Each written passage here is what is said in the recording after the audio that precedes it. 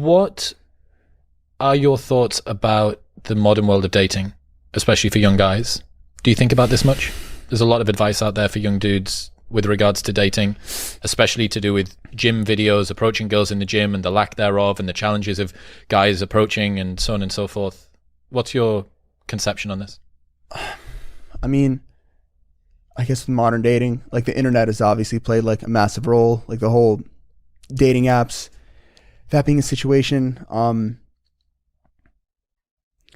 mean, I think obviously speaking, things like the internet have like drastically reduced like genuine like human like discourse, where like in the past a lot more conversations were like in person, that were like real, because like when like two people are say communicating over text, it's such a narrow dialogue. When you're like with someone in person, there's like all these just energetic components, intangible microfacial expressions, like all of that, and that's preferable / arguably needed to have like a maximally rich and satisfying and satiating like human experience overall with people, like in any relationship, friendship as kind of context. So I think just like the simple idea of that being reduced due to the introduction of the internet, although the internet obviously has a lot of benefits, you can meet people around the world, different areas, etc., there is like that like obvious downside.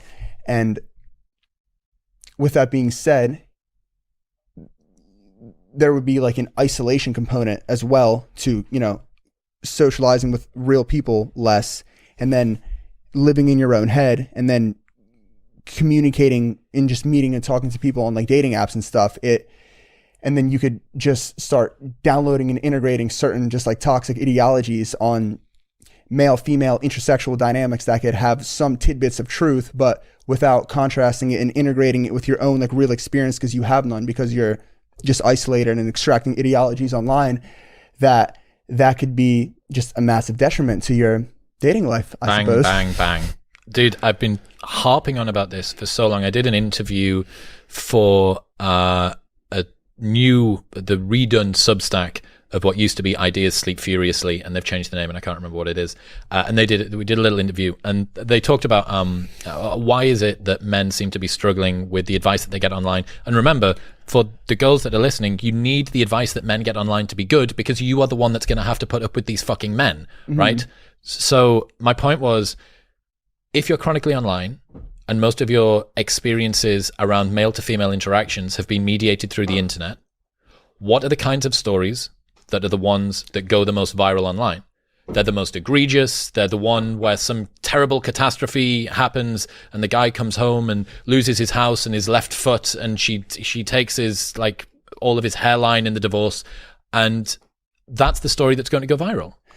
Yeah, and you can almost parallel this with prescriptions, because if you don't have real, sufficient amount, whatever that means, of a real experience with real people, and you're just, getting ideologies online and just hearing worst case catastrophic scenarios, etc., a lot of like theoretical frameworks that could be laid forward could, in isolation, in the abstract, make so much sense, and the math could like run out and like it works out, especially when extreme scenarios like added upon that.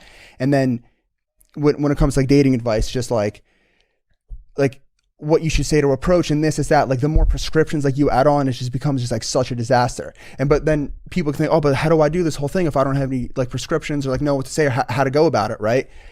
But the thing is, paradoxically so, if you like lay that to the wayside, right, and then you're like around like people, like speaking to people, girls, etc., whatever it may be, a certain organic chemistry arises if you would like let it arise. But the more weird prescriptions and layers like you add on top of that, you're just like fucking the whole thing up, and it just becomes off. So paradoxically, leaving that to the wayside, your body and your instincts will take over, and they'll just like know what to do, right? Yes. But so that's almost another way of putting it.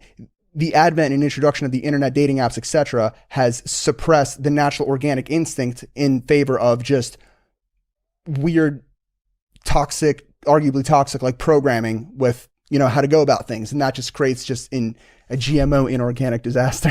Yeah. So this prescriptions thing, I think we just need to drill this home for the people that maybe aren't familiar with Kapil's work.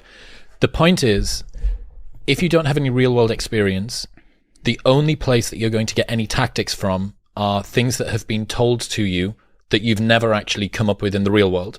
But if you were to spend, let's say that you could live for eternity and have an unlimited number of interactions, if what the prescriptions are accurate, you would inevitably arrive at them in any case. If I gave you 1,000,000 years to work out and you didn't know it, the most effective way to get a bar from the floor overhead in one single movement, you would eventually arise at something close to a snatch, because it is simply reality and theory coming up together. Konstantin Kisin, the guy that does trigonometry, quoted this unbelievable line the other day that said, in theory and practice are the same. In practice, they're different. Mm-hmm. Just a thought that I was having as you were saying that is, so you could like parallel this whole prescription idea, like from the dating back to like working out, for instance, like you have someone that's never worked out before, right? But they'll sit and they'll learn like all like the theory and the this, that, etc., and like what their personal ideal regimen would be, and then come up with that. And then if they try to execute it, if they even bother to do so, like sometimes it will like fall through because just their body's like different, like how their lifestyles are set up. So yeah, even prescriptions could be like detrimental in something even as simple in the realm of fitness, because if you just like start like doing it, right? If you want to go all out and be like the best of all time, then obviously you're going to need to follow like certain things.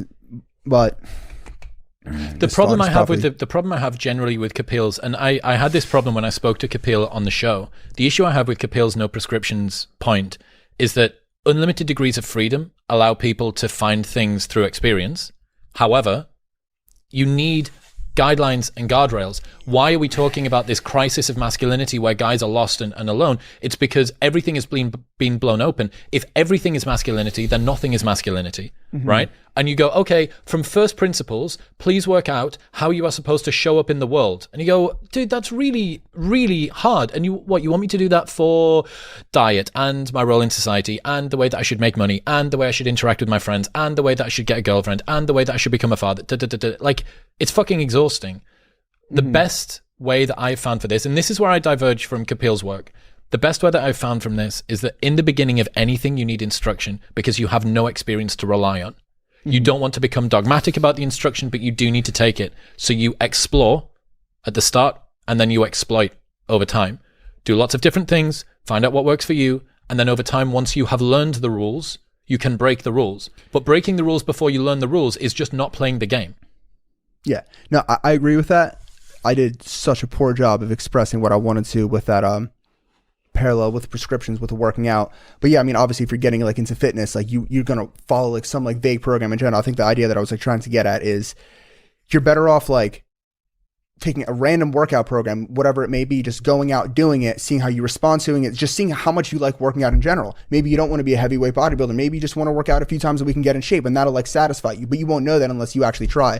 So that's all fine. But what I was getting at is not doing anything, just having like all like the theory, like what works out, and then it just not being like a practical like execution in your actual life. It was more something like that. But I agree with the nuance. Like obviously, like you can't derive absolutely everything and just know how to just be like from first principle. Work out from first principle. Obviously, like when you're a kid, like you need to be taught language. You need to be able to taught your shoes. Those are prescriptions from a certain point of view. Yeah. So, yeah. That was where I got caught. That was where I got caught with Kapil stuff.